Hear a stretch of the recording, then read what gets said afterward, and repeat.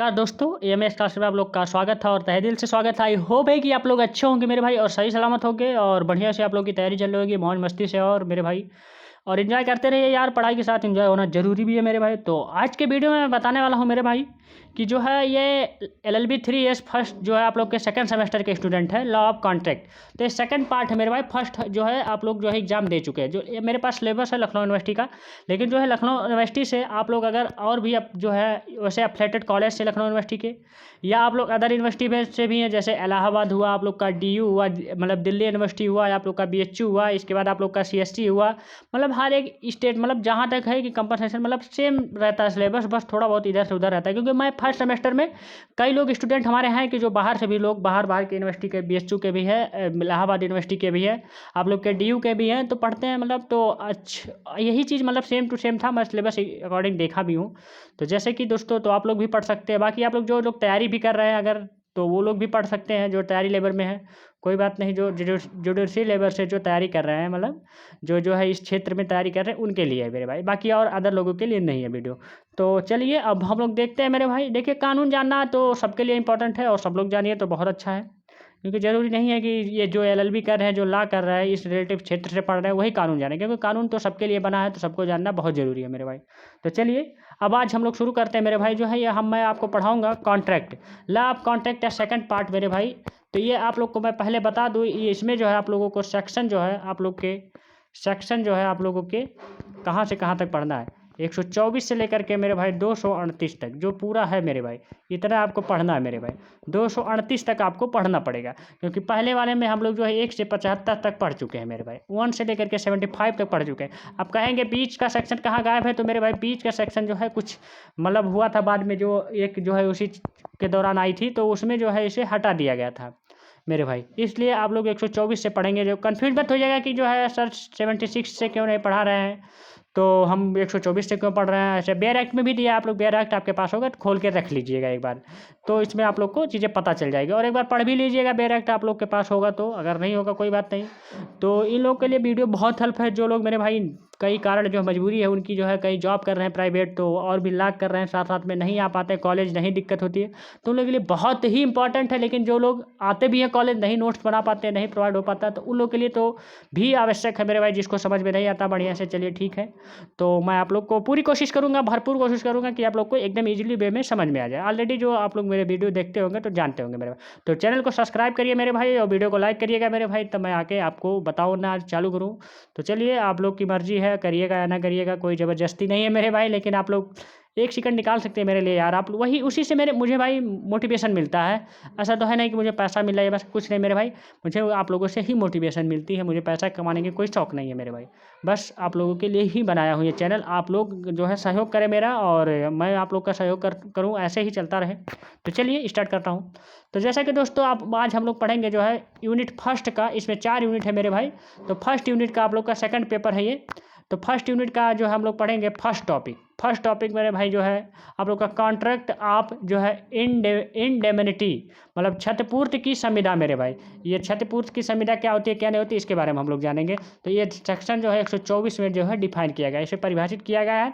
साथ में इससे जो है रिलेटिव 125 जो है, दोनों मिला करके पढ़ेंगे, क्योंकि दोनों से मिल करके एक इंपॉर्टेंट क्वेश्चन बनता है। इसमें 2 क्वेश्चन 3 क्वेश्चन बन जाते हैं, लेकिन बहुत ही इंपॉर्टेंट, ये बार बार पूछा ही जाता है मेरे भाई। तो चलिए क्षतिपूर्ति का देखिए मेरे भाई, जो इंग्लिश मीडियम के स्टूडेंट है, हिंदी मीडियम के, सबके लिए इंपॉर्टेंट है। देखिए अभी मैं बताता हूँ।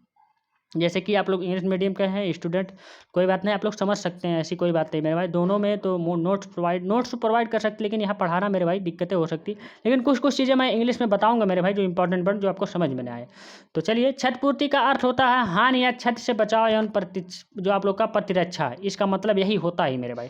मतलब हानि से बचाव मेरे भाई, मतलब जैसे हानि आप लोग कर रहे हैं तो उससे अकॉर्डिंग, मतलब रॉन्गफुल एक्ट, मतलब हानि कर रहे हैं, जैसे किसी की जो है हानि कर रहे हैं, उससे बचाव करने के लिए। जैसे अभी मैं एग्जांपल आप लोग को बताऊंगा, नीचे केस ला के साथ भी बताऊंगा।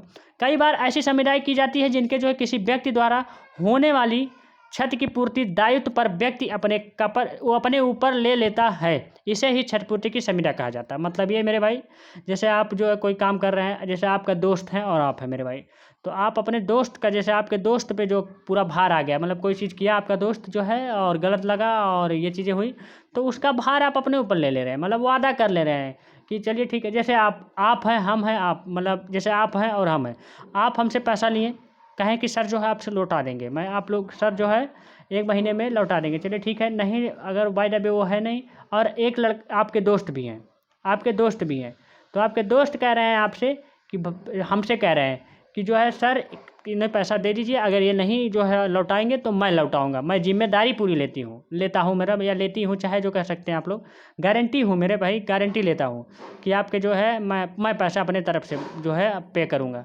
तो ऐसा है, तो ऐसे ही मेरे भाई, तो वो जैसे मैं तो दे दिया उन्हें, लेकिन जो ये भाग गए, ये पैसा नहीं पे किए, तो मैं उनसे उनके पास जाऊँगा, तो उनसे मैं पैसा ले सकता हूँ। ये चीज़ है मेरे भाई, न्यायालय में कोर्ट, चाहे कोर्ट के माध्यम से, चाहे वैसे आप लोग, तो आप लोग समझ चुके होंगे जहाँ तक, बस यही है मेरे भाई। इसका डिफिनीशन देख लीजिए, परिभाषा क्या है, तो परिभाषा मैं आप लोग को बता दूं मेरे भाई, ये 21 जो है 24 में आप लोग का जो है डिफाइन किया गया है, तो मैं इंग्लिश में भी बता दे रहा हूँ मेरे भाई। लिखा है मेरे भाई, a contract by which one party जो है promises to save the other from loss caused to him by conduct of the promiser himself or by the conduct or my other person, it is called a contract of indemnity। मेरे भाई यही लिखा है, तो इसका मतलब होता है मेरे भाई, वह संविदा जिसके द्वारा एक पक्षकार दूसरे पक्षकार को स्वयं वचन देता है। देखिए यहाँ सीधे वही है जो मैं आप लोग को अभी एग्जाम्पल बता रहा हूँ, यह स्वयं वचनदाता के आचरण से या किसी अन्य व्यक्ति के आचरण से उस दूसरे पक्षकार को हुई हानि से बचाने का वचन देता है, क्षतिपूर्ति की संविदा कहलाता है मेरे भाई। यही मैं आप लोग को एग्जांपल बता चुका हूँ, जैसे आप लोग का अभी मैं बताया फिलहाल, जैसे आप लोग को फिर से दोहरा दे रहा हूँ, जैसे आप हैं और हम हैं और आपके दोस्त हैं, तो आपके दोस्त ने हमसे कर्जा ले लिया कि सर कह रहा है कि जो है सर आप जो है मुझे 10,000 रुपया दे दीजिए, चलिए ठीक है, मैं 10,000 रुपया दे दिया, मतलब लेकिन मुझे उनके ऊपर विश्वास नहीं है, आप हमें जानते हैं, तो आप कहेंगे सर आप पैसा दे दीजिए, ये पैसा नहीं भरपाई करेंगे तो मैं जिम्मेदारी लेता हूँ, मैं गारंटी लेता हूँ कि आपका पैसा हर हाल में पे करूँगा, इतना टाइम में, मतलब जो टाइम दिया रहेगा उसी के अकॉर्डिंग। तो मेरे भाई यही कहलाता है, यही सेम दिया है। तो वो जो है वो भाग गए, जो पैसा हमसे लेने की कोशिश वो किए, लेकिन जब वो चले गए तो लेकिन मैं आपसे पैसा ले सकता हूँ, आप गारंटी पर्सन है, मैं आप पूरी तरह जिम्मेदारी ले रहे हैं, तो आपसे मैं पैसा वसूल कर सकता हूँ, चाहे न्यायालय के द्वारा कर सकता हूँ, चाहे वैसे दीजिए आप, चाहे जैसे दीजिए, आपसे मैं कर सकता हूँ, मेरा पूरा हक है। तो ये चीज़ें हैं मेरे भाई, आपको समझ चुके होंगे आप लोग। तो एग्जाम्पल के तौर पर देखिए, मैं आप लोग को बता दूँ, इसमें एक वाद है मेरे भाई, एक मतलब केस है, इडम्सन बनाम आप लोग का जर्विस का एक मामला है। इसमें देखिए, इस वाद में वही वादी ये जो है देखिए नीलामी करता था, प्रतिवादी के कहने पर उसने जो है कुछ गाय नीलाम के बाद जो है यह जो है मालूम हुआ कि गाय प्रतिवादी की नहीं थी और बल्कि किसी अन्य व्यक्ति की थी मेरे भाई, जिसने जो है वादी पर मुकदमा चलाकर पशुओं की कीमत वसूल ली मेरे भाई। सही बात है, जैसे उसका जो है वो गाय नहीं थी, किसी दूसरे का था, लेकिन फिर भी वो मतलब वो उससे दूसरे से बेच दिया, फिर जो है वो आ करके जो है जिसका गाय था वो करके वो कर सकता है मेरे भाई। यही कहा है को जो है क्षति हुई है उसके लिए जो है प्रतिवादी जो है पूरी तरह वाद लाया, मतलब इसी के अकॉर्डिंग जो उसे क्षति हुई, जो हानि हुई है उसी के लिए ये वाद आया था और उसमें जो है इसे क्षतिपूर्ति की प्राप्त हुई।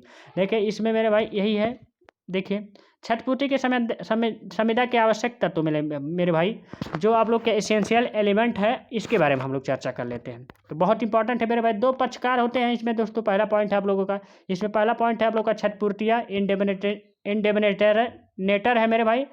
यह वह पक्षकार होता है जो दूसरे पक्षकार को हानि से बचाने का वचन देता है, इसका मतलब यही होता है मेरे भाई।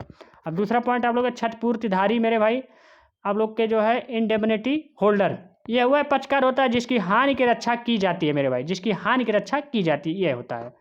अब इसमें मेरे भाई फर्स्ट पॉइंट है आप लोगों का पक्षकारों की समान क्षमता होना चाहिए। दूसरा पॉइंट है आप लोगों की स्वतंत्र सम्मति होना चाहिए। तीसरा पॉइंट है विधिपूर्ण प्रतिफल व विधि उद्देश्य होना चाहिए। चौथा पॉइंट आप लोग का व्यर्थ घोषित करार ना हो मेरे भाई, मतलब व्यर्थ घोषित करार ना हो, ये चीज़ें कहा गई है, तो आप लोग जान चुके होंगे।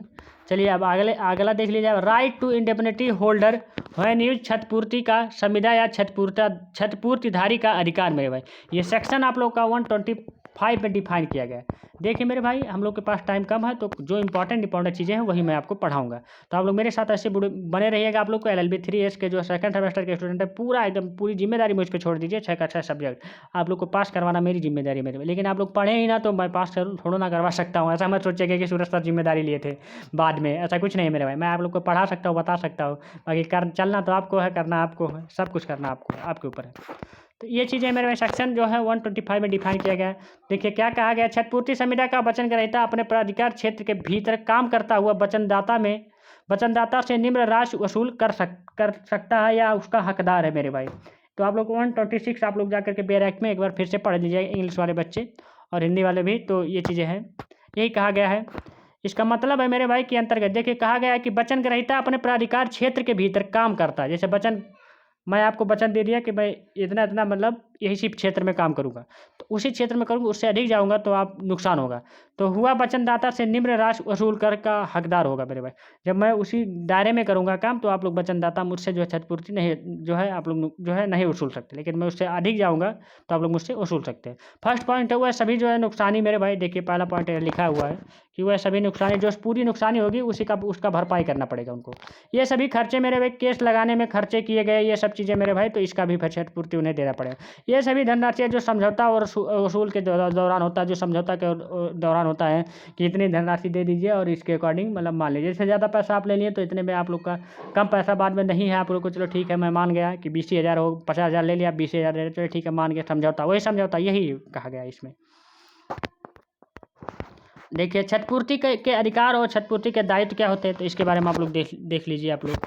तो नंबर फर्स्ट आप लोग का स्थान ग्रहण का अधिकार होना चाहिए। नंबर सेकंड आप लोग का क्षतिपूर्तिधारी के नाम वार प्रस्तुत करने के अधिकार होना चाहिए। थर्ड पॉइंट आप लोग का क्षतिपूर्ति की राशि तक जो है मेरे भाई दूसरे पक्षकार के विरुद्ध जो अधिकार होना चाहिए पूरी तरह, संविदा के बाहर होने की दशा में होना चाहिए पूरी तरह मेरे भाई। तो ये 4 पॉइंट है, बहुत इंपॉर्टेंट और पॉइंट है, लेकिन 4 पॉइंट है आप लोग के लिए बहुत ही इंपॉर्टेंट है। देखिए मैं कम टाइम में बहुत शॉर्ट नोट में मैं बताया हूँ मेरे भाई, बहुत ही इंपॉर्टेंट है। इतना आप फैक्ट ऐड कर लिए आप लोग का 4 पेज में, तो आंसर कोई रोक नहीं सकता मेरे भाई, कोई नहीं रोक सकता। बाकी आप लोग को और केसला याद होगा तो और केसला इंक्लूड कर दीजिएगा इसमें। मैं तो एक बात बता दिया, बाकी एग्जाम्पल भी ऐसे लिख दीजिएगा जी मैं ये था मैं वो था जो आपको बताया हूँ अभी। बस आप लोग का ये खत्म हो चुका है मेरे भाई, बस इसमें इतना ही है। अब आगे हम लोग अगली जो है टॉपिक पढ़ेंगे, अगला टॉपिक। तो अगले टॉपिक लिए आप लोग तैयार रहिए मेरे साथ, ऐसे ही जुड़े रहिएगा, आप लोग को प्रोवाइड होता रहेगा। अब मेरे भाई आप लोग को 2 पेपर तो मैं शुरू कर दिया, टॉर्ट और कॉन्ट्रैक्ट। आप लोग की आप लोग का जो है जूरिस्प्रूडेंस कह रहे हैं, सॉरी दोस्तों, मतलब जो है आप लोग का जो है कॉन्स्टिट्यूशन है, PIL है, क्राइम है, इसके बाद आप लोगों का फैमिली लॉ है। तो ये 4 जो है करके पहले ये दोनों हम लोग पढ़ ले, बहुत इंपॉर्टेंट है। इसके बाद मतलब सब इंपॉर्टेंट है, लेकिन ये थोड़ा हार्ड लगता है। इसके बाद हम धीरे धीरे जैसे स्टार्ट करेंगे एक एक टॉपिक इंपॉर्टेंट जो सेक्शन में आए हैं, जो चीज़ें होंगे तो आप लोग को मैं पढ़ाऊँगा मेरे भाई। अब की बार जो है कॉन्स्टिट्यूशन थोड़ा उतना बड़ा मतलब है, सही है मेरे भाई, केस लॉ बहुत ही अब की बार सारे उसमें जो है आप लोग को कॉन्सेप्ट जो आप पहली बार जो आप लोग जो है क्या हुए आप लोग थ्योरी पढ़े हैं, लेकिन आप लोग को अब की बार प्रैक्टिकल जान लीजिए, मतलब एक प्रैक्टिकल के तौर पर कैसे क्या करना है। क्राइम लॉ में देख लीजिए आप लोग जो है अब की बार जो है उसमें जो आप लोग पढ़े कि दंड कैसे कैसे दिया, लेकिन इसमें आप लोग दंड देंगे कैसे देंगे इसके बारे में बताया गया। तो ऐसे आप अब की बार पूरा सबसे ज़्यादा जो है आप लोग केस लॉ ही देखेंगे, हर एक सब्जेक्ट में केस लॉ देखिए अब की बार आप लोग फर्स्ट सेमेस्टर में तो थोड़ा बहुत मतलब जानकारी के लिए दे दिया जाता है, अब की बार जो है थोड़ा हार्ड दे दिया गया है कि आप लोग अपना माइंड लगाइए। लॉ कर रहे हैं आप लोग तो अपना माइंड लगाइए, लॉ का मतलब ही होता है मेरे भाई अपना माइंड यूज करिए, अपना माइंड, कोई सिखाने वाला नहीं है, सिर्फ अपना माइंड यूज करिए कि आप कितना दूर तक सोच सकते हैं, क्योंकि कानून के सलाहकार आप लोग, कानून है के ही सब कुछ है, तो आप लोग कितना सोच सकते हैं, कैसे उसको बचा सकते हैं, कैसे नहीं बचा सकते, कैसे केस आएगा, कैसे क्या है। LLB करने का मतलब यही है, लॉ के जो वकील हैं आप लोग, यही मतलब है मेरे भाई। तो लॉ के क्षेत्र में आए हैं तो आप लोग माइंड अपनी कैपेसिटी उसको बढ़ाइए, सोचने का ग्रोथ जो है आप लोग सही से करिए कि मैं यहाँ तक सोच सकता हूँ, कहीं नहीं सोच सकता, क्या होना चाहिए क्या नहीं होना चाहिए, मतलब एक क्रिमिनल माइंड बना लीजिए एकदम पूरी तरह। बस मेरे भाई जैसे क्रिमिनल और सिविल होता है ये 2।